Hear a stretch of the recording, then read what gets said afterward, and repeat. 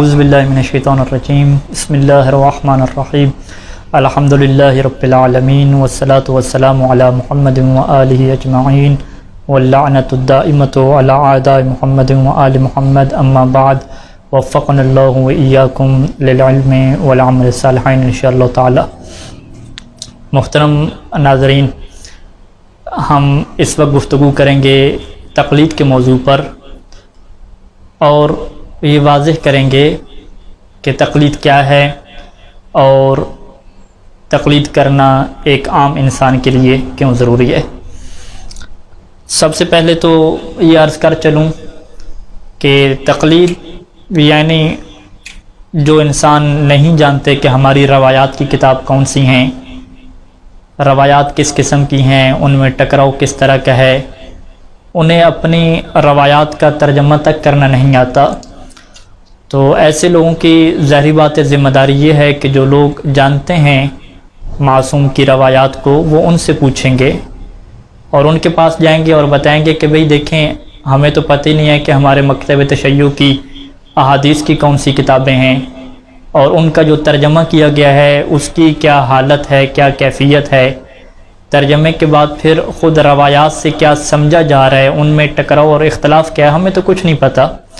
لہٰذا آپ مہربانی کریں، آپ سمجھدار انسان ہیں، پڑھے لکھے انسان ہیں، شروع سے آپ پڑھ رہے ہیں، آپ ہمیں بتا دیں کہ امام صادق علیہ السلام نے وضو کرنے کا کیا طریقہ بتایا ہے، میراث کے، طلاق کے، نجاست طہارت کے کیا احکام بتائیں، آپ ہمیں بتا دیں۔ تو جب وہ فقیہ اس سے بتا دیتا ہے، توضیح المسائل میں لکھ کے بتا دیتا ہے، تو وہ اس کے اوپر اعتماد کرتے ہوئے عمل کر لیتا ہے، یہی تقلید ہے۔ اور یہ اتنی واضح اور آسان بات ہے کہ پتہ نہیں اس کو کیوں مشکل بنا دیا گیا۔ کہ ایک مثال سے سمجھاتا چلوں کہ جب پاکستان کے قانون کی بات آتی ہے اور کسی کو کوئی قانونی مشکل پیش آتی ہے تو وہ کیا کرتا ہے، کیا وہ خود سے پاکستان کے قانون کی کتابیں پڑھتا ہے؟ نہیں، وہ تلاش کرتا ہے ماہر قانون کو، اس سے وہ رہنمائی لیتا ہے، اس سے جا کے وہ پوچھتا ہے۔ تو تقلید بھی یہی ہے کہ آپ کو شریعت کے مطابق چلنا ہے، حکم معصوم کے مطابق چلنا ہے، تو ظاہری بات ہے معصوم آ کے آپ کو خود تو نہیں بتائے گا، آپ نے یہی جو غیر معصوم راویوں کی کتابیں ہیں، یہی جو غیر معصوم روایات ہیں، غیر معصوم راویوں نے جو روایات لکھی ہیں، آپ نے انہی سے سمجھنا ہے۔ تو آپ تو خود سمجھ نہیں پا رہے، جب آپ خود نہیں سمجھ پا رہے تو کسی سمجھنے والے سے پوچھ لیں۔ یعنی اتنی واضح سی بات ہے کہ جو نہیں جانتا وہ جاننے والے سے رہنمائی لیتا ہے۔ قرآن کہتا ہے کہ کیا جاننے والے اور نہ جاننے والے برابر ہو سکتے ہیں، لیکن اس کے باوجود دیکھیں لوگ اس میں شبہ ڈالتے ہیں، اشکال کرتے ہیں۔ یعنی اب ہم اگر ان سے سوال کریں کہ چلیں پھر آپ چھوڑ دیں، فقہا کو چھوڑ دیں، فقہا کی طرف نہیں آنا، تو آپ لوگ کیا کرتے ہیں؟ سید سستانی کو چھوڑ دیں، آیت اللہ خامنائی کو چھوڑ دیں، ہر فقیہ کو چھوڑ دیں، آپ نے حکم شرعی معلوم کہاں سے کرنا ہے؟ آپ کو تم اپنی روایات کی کتابوں کی نہیں پتہ، چلیں 2-3 کتابوں کا پتہ ہے تو باقی کون سی کتابیں آپ کو ان کا بھی نہیں پتہ، آپ نے تو 1-2 حدیثیں لے کے آگے چل جانا ہے، آپ کو تو پتہ نہیں ہے کہ اس موضوع کے اوپر کتنی احادیث ہیں۔ پھر مزے کی بات یہ ہے کہ آپ کو ترجمہ تک کرنا نہیں آتا حدیث کا، جس نے ترجمہ کیا آپ کو یہ بھی نہیں پتہ چلتا کہ وہ صحیح ترجمہ ہوا یا غلط ہوا ہے، تو پھر آپ کیسے ایک دین اسلام کو سمجھیں گے؟ کیا ہم میڈیکل کے شعبے میں، ہر شعبے میں یہ نہیں کہتے کہ جو نیم حکیم ہوتا ہے وہ خطرہ برائے جان ہوتا ہے، تو کیا نیم ملا آپ تھوڑا بہت جان رہے ہیں، کیا یہ آپ کے دین کے لیے خطرہ نہیں ہے؟ تو کیا انسان کو اللہ نے عقل نہیں دی کہ وہ سوچے کہ بھئی جب مجھے نہیں پتہ تو میں جاننے والے سے پوچھوں گا؟ یہی تقلید ہے۔ اس تقلید کے اندر کیا ہے؟ تقلید کسی فقیہ کی ذاتی رائے کی اطاعت کا نام نہیں ہے، بلکہ تقلید کا مطلب یہ ہے کہ فقیہ سے آپ حکم معصوم کو معلوم کریں اور حکم معصوم کو معلوم کر کے آپ معصوم کے حکم کے مطابق چلیں۔ یہ ایک تقلید کا ایسا تصور ہے کہ جس کو ہر کوئی سمجھ سکتا ہے، اس کے اندر کسی قسم کا کوئی شک و شبہ نہیں ہے، لیکن پھر بھی اس کے اندر شک و شبہ پیدا کیا جاتا ہے۔ یعنی ایک فطری سی بات ہے، واضح سی بات ہے، اس کے اندر شک و شبہ کیوں پیدا کیا جاتا ہے؟ اچھا، کچھ لوگ کہتے ہیں کہ جی تقلید کا آپ معنی اگر ڈکشنری میں جا کے دیکھیں تو وہاں پہ اس کا مطلب کیا ہے کہ گلے میں توق ڈالنا، گلے میں پھندا ڈالنا، اس کا یہ مطلب ہے۔ تو میں اس وقت ڈکشنری کھولتا ہوں، القاموس میرے سامنے ہے، ایک معنی نہیں لکھا ہوا، اور بھی بہت سارے معنی لکھے ہوئے ہیں۔ ایک معنی لکھا ہوا ہے قلدہ القلادتا، اس نے گلے میں ہار ڈالا، تو گلے میں ہار ڈالا، تو یہ ہار کون ڈالے گا؟ یعنی ایک مقلد یہ کس کے گلے میں ہار ڈالے گا؟ مجتہد کے گلے میں ہار ڈالے گا، کیا اسے تقلید کہتے ہیں؟ یہ ایک معنی ہے۔ اچھا دوسرا معنی کیا لکھا ہوا ہے کہ قلد السیف، کہ اس نے فلاں کی گردن میں تلوار ڈال دی۔ اچھا تیسرا معنی کیا لکھا ہوا ہے؟ قلد فلانا نعمتن، اس نے اس کو نعمت عطا کی، اچھائی عطا کی۔ آگے چلیں، آگے کیا معنی لکھا ہوا ہے؟ قلد فلانا الامر، اس نے اس کو ذمہ داری عطا کی، معاملہ عطا کر دیا۔ اچھا قلد فلانا، اس نے اس کی پیروی کی، یہ بھی لکھا ہوا ہے معنی۔ اچھا آگے چلیں، قلد فلانا القضاء، اس نے اس کو منصب قضاوت پر فیض کر دیا۔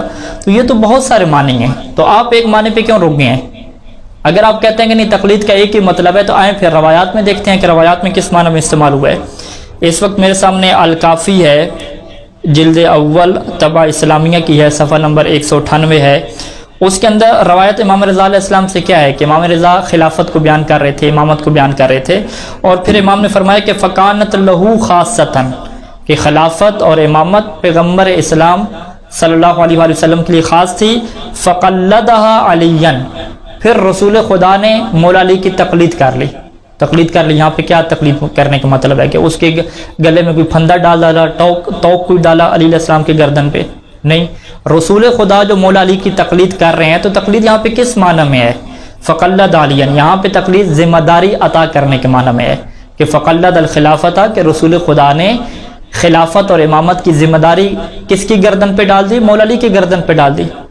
اچھا آگے چلیں کہ الکافی جلد اول صفحہ نمبر 203 میں، کہ جس میں جو ہے وہ امام علیہ السلام ایک طویل خطبہ دیتے ہیں، اور اس خطبے میں یہ فرماتے ہیں کہ اللہ نے امر امامت کو ایک وسیع کے بعد دوسرے وسیع کے پاس پہنچایا، اور جب ایک امام اس دنیا سے چلا جاتا ہے تو دوسرے امام کو اللہ کیا کرتا ہے؟ وَقَلَّدَهُ دِينَهُ، اللہ اپنے دین کو دوسرے امام کی ذمہ داری پہ ڈال دیتا ہے۔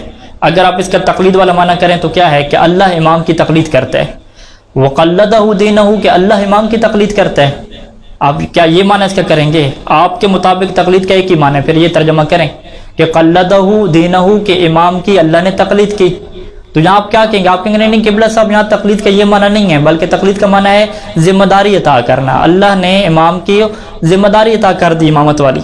اچھا آگے چلیں، امام علیہ السلام فرماتے ہیں کہ جب تقیہ ہو تو تم کیا ہے قنوت چھوڑ دیا کرو۔ وَأَنَا أَتَقَلَّدُ هَذَا، اور میں بھی اسی بات کی تقلید کرتا ہوں، یعنی امام بھی تقلید کر رہے ہیں۔ تو یہاں تقلید کا کیا معنی ہے؟ یعنی امام کسی مجتہد کی تقلید کر رہے ہیں؟ یہاں پہ مطلب ہے کہ امام اس طریقے کی پیروی کر رہے ہیں۔ اچھا مزید آگے چلیں کہ رسول خدا ایک صحابی کی تقلید کرتے ہیں۔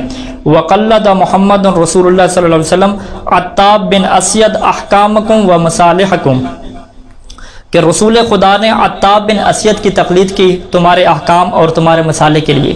تو ایک رسول ایک صحابی کی تقلید کر رہے ہیں، تو آپ کیا کہیں گے؟ آپ کہیں گے نہیں، یہاں پہ تقلید کا یہ معنی نہیں ہے، بلکہ تقلید کا کیا مطلب ہے کہ رسول خدا نے تمہارے احکام اور تمہارے مصالح ان کی ذمہ داری پہ ڈال دیے، کہ اب وہ تمہارے کیا ہیں، اس وقت حاکم بن گئے ہیں، تمہارے سرپرست ہیں، تم ان سے جا کے پوچھنا۔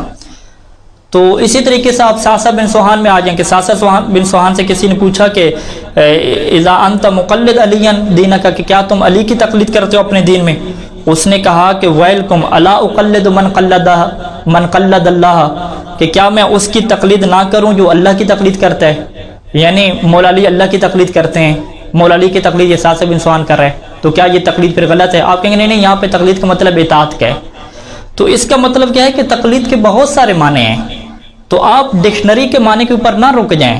ڈکشنری میں تو توق پہنانا بھی ہے، اطاعت کرنا بھی ہے، کسی کی گردن پہ ذمہ داری ڈالنا بھی ہے، تو یہ تو ڈکشنری کے معنی ہے نا۔ آپ آئیں کہ فقہا تقلید کا کیا معنی کرتے ہیں۔ میں اس وقت آج ہوں منہاج الصالحین میں سید سیستانی نے تقلید کی کیا تعریف کی ہے؟ التقلید تطابق عمل المکلف بفتوی المجتہد، تقلید کا کیا مطلب ہے کہ مکلف کا عمل مجتہد کے فتویٰ کے مطابق ہو، یہ تقلید ہے۔ آیت اللہ سید علی خامنہئی حافظ اللہ نے کیا تقلید کی تعریف کی؟ فرمایا کہ تقلید کا مطلب کیا ہے کہ ان العقل یحکم برجوع الجاہل فی احکام دین الی المجتہد الجامع شرعیت، کہ عقل یہ کہتی ہے کہ جو جاہل ہے دین کے احکام کا، جس کو پتہ نہیں ہے، وہ جامع شرعیت فقیہ اور مجتہد سے پوچھ لے اپنے احکام، یہی تقلید ہے۔ تو اس کا مطلب ہے کہ فقہ میں تقلید کا اور مطلب ہے، اور ڈکشنری میں تقلید کا اور مطلب ہے۔ بالکل ایسے ہی کہ جیسے آپ چلے جائیں کہ ڈکشنری میں زکوٰۃ کا کیا مطلب ہے۔ زکوٰۃ کا ڈکشنری میں مطلب کیا ہے؟ پاک کرنا۔ تو کیا آپ کہتے ہیں کہ زکوٰۃ کا مطلب پاک کرنا، یعنی آپ کپڑے کو اپنے پاک کرتے ہیں، کیا یہ مطلب ہوتا ہے؟ نہیں، آپ کہتے ہیں کہ نہیں، زکوٰۃ کا مطلب فطرہ دینا، گندم کی زکوٰۃ دینا، یہ مطلب ہے۔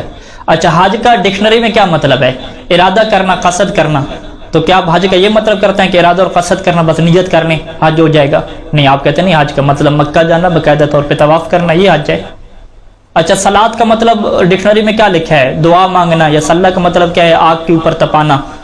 تو کیا آپ یہ صلاح کا مطلب کرتے ہیں کہ دعا مانگنا؟ نہیں، صلاح کا مطلب نماز پڑھنا، باقاعدہ تکبیرۃ الاحرام کہنا، پوری نماز پڑھنا۔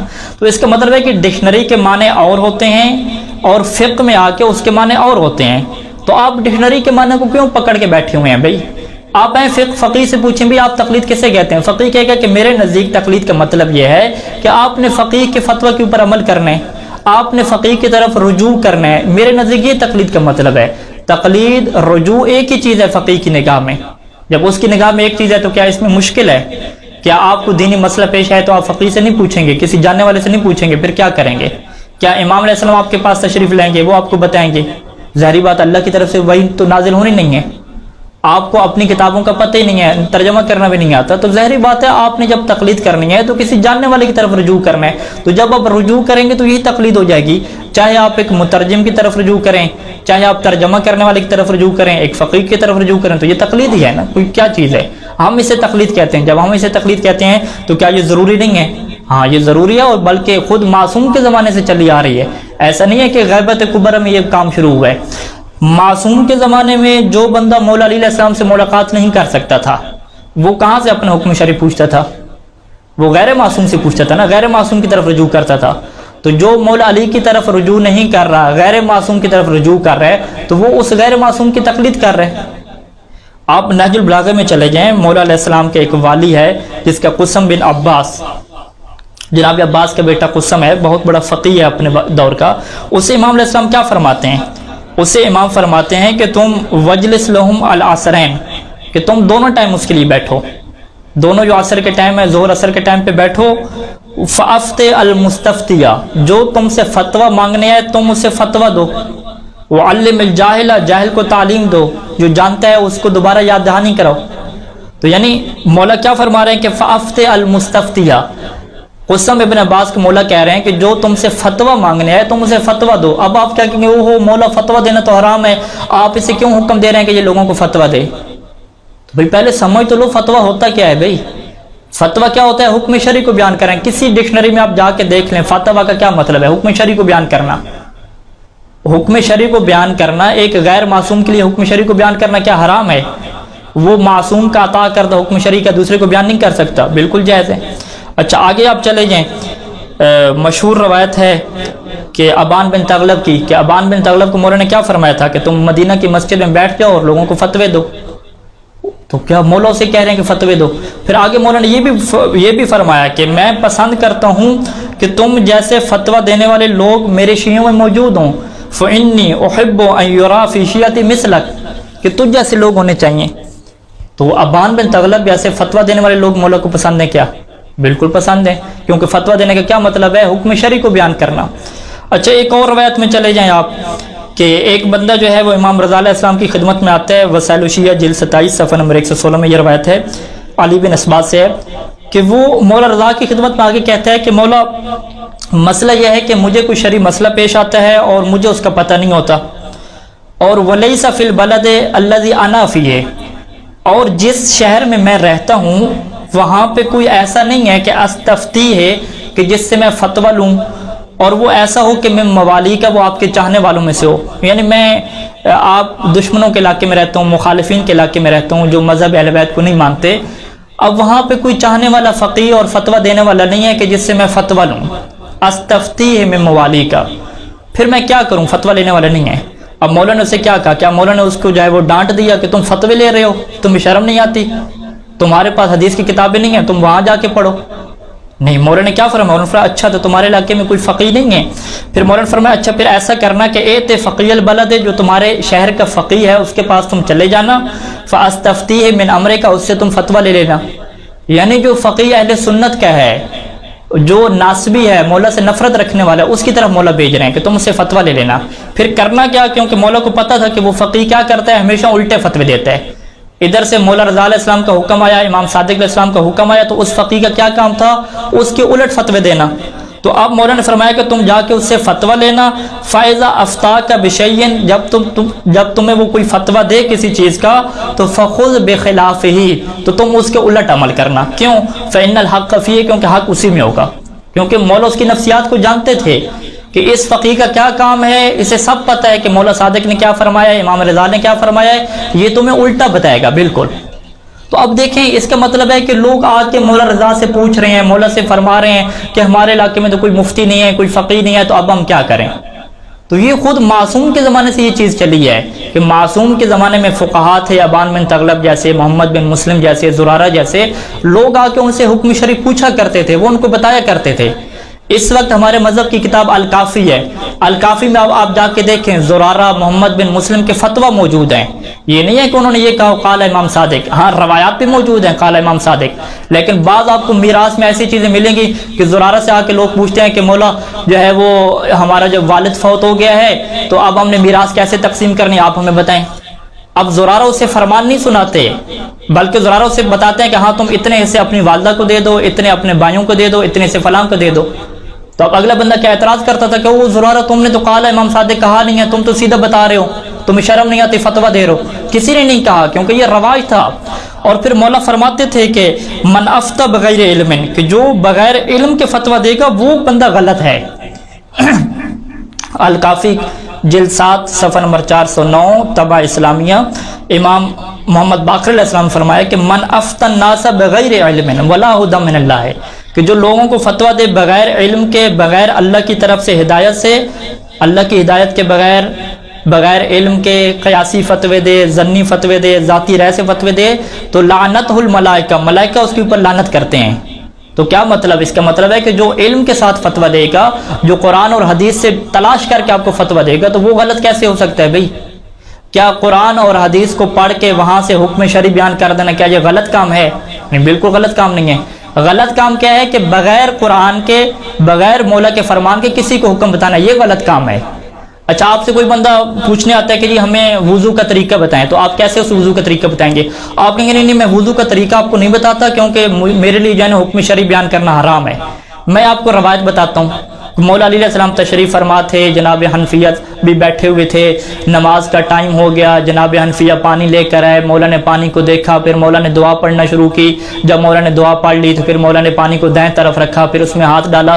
وہ کہے گا قبلہ صاحب اتنی لمبی روایت کیوں سنا رہے ہیں بھئی؟ ہمیں آپ آسان سے بتا دیں کہ وضو کیسے کرنا ہے بھئی، سیدھا بتاؤ۔ آپ کہیں نہیں میرے اوپر حرام ہے، میں فقط آپ کو روایت بتاؤں گا، حکم شرعی بتانا میرے اوپر حرام ہے۔ وہ کہے گا بھئی یہ کوئی عقل مندی والی بات ہے بھئی، اتنی لمبی لمبی روایتیں آپ کو سنائیں گے، اس کا شارٹ کٹ کریں، آپ ہمیں بتا دیں۔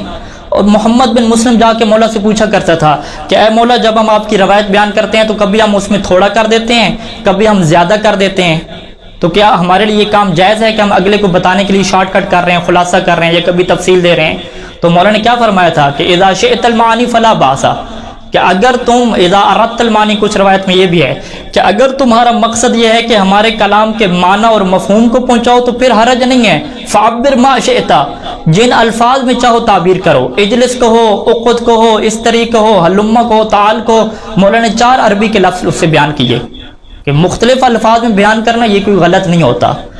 پس اس وقت جو توضیح المسائل ہمارے سامنے موجود ہے یہ کسی فقیہ کی ذاتی رائے نہیں ہے، یہ معصوم کی روایات کا خلاصہ ہے۔ جتنی بھی معصومین کی روایات ہیں وہ تفصیلی ہیں، فقیہ نے ان کے اندر تحقیق کی، ان کا خلاصہ بیان کر کے آپ کو بیان کر دیا۔ جب آپ کسی روایت کی کتاب کو پڑھ لیں اور کسی راوی کی روایت کو لے لیں، یہ دیکھے بغیر کہ یہ راوی سچا ہے یا جھوٹا ہے، یہ راوی منافق ہے یا مومن ہے، یہ روایت عام ہے یا خاص ہے، یہ روایت ناسخ ہے یا منسوخ ہے، تو وہ تو ٹھیک ہو جاتا ہے، معصوم کی اطاعت ہو جاتی ہے۔ لیکن اگر ہمارا فقیہ تمام روایات کو پرکھ کر، اس کو سمجھ کر، سچے جھوٹے، مومن اور منافق کو الگ کر کے، عام خاص کو الگ کر کے، ہمارے لیے خلاصہ کر کے، آسان کر کے توضیح المسائل میں حکم بیان کر دے تو یہ غیر معصوم کی اطاعت ہو جاتی ہے۔ یہ کہاں کا اصول ہے بھئی؟ تو میرے محترم ناظرین کرام، تقلید ایک ایسا مسئلہ ہے کہ بالکل روز روشن کی طرح عیاں ہے کہ آپ کو اگر شرعی مسئلہ پوچھنا ہے تو ایک جا کے فقیہ سے پوچھ لیں، اور فقیہ آپ کو قرآن و حدیث سے خلاصے کے طور پہ توضیح المسائل میں لکھ کے بیان کر چکا ہے. اب اس میں کون سی خرابی ہے، کون سی مشکل ہے؟ معصوم کے زمانے سے یہ چلتا آ رہا ہے. تو بجائے اس کے کہ ہم لوگ جو ہے وہ بحثوں میں الجھیں، ہم ایک چیز کو عقل کے اوپر پرکھیں، سوچیں. کیونکہ آپ کی پہلی کتاب آپ کے مذہب کی الکافی ہے. الکافی میں پہلا باب کتاب العقل والجہل ہے، جس کے اندر مولا واضح فرماتے ہیں کہ جناب حضرت آدم کو جب اختیار دیا گیا کہ وہ عقل کو اختیار کریں یا دین کو اختیار کریں یا حیا کو اختیار کریں، تو انہوں نے عقل کو لے لیا، دین اور حیا کو چھوڑ دیا. تو پھر کیا ہوا؟ پھر ہوا کیا؟ دین نے کہا کہ مجھے حکم دیا گیا ہے کہ جہاں پہ عقل ہو میں اس کے ساتھ ہو جاؤں. حیا نے کہا کہ مجھے بھی یہ حکم دیا گیا ہے کہ جہاں پہ عقل ہو میں اس کے ساتھ ہو جاؤں. تو دین اسی کا ہے مولا کی نگاہ میں کہ جس کے پاس سمجھنے کی صلاحیت ہے، کچھ عقل سے سوچتا ہے. تو آج تمام ناظرین مومنین یہ سوچیں کہ ہمیں کوئی شرعی مسئلہ پیش آ جائے تو ہم کیا کریں بھائی؟ نہ ہمیں کتابوں کا پتہ، نہ ہمیں ترجمے کا پتہ، تو ہم کیا کریں گے بھائی؟ جو بندہ جانتا ہے اس سے پوچھیں گے نا. جب ہم اس سے پوچھیں گے تو یہی تقلید ہے. تقلید کوئی الگ چیز تھوڑی ہے. بس میں اپنی کلام کو مکمل کروں کہ تقلید نام فقیہ کی ذاتی رائے کی اطاعت کا نام نہیں ہے. تقلید فقیہ کی اطاعت کرنے کا نام نہیں ہے، بلکہ تقلید حکم معصوم کی اطاعت کرنے کا نام ہے. اور فقیہ کے واسطے سے، فقیہ کے ذریعے سے حکم معصوم کو پہچان کر حکم معصوم کی اطاعت کرنے کا نام یہ تقلید ہے. اللہم صلی علی محمد و آل محمد.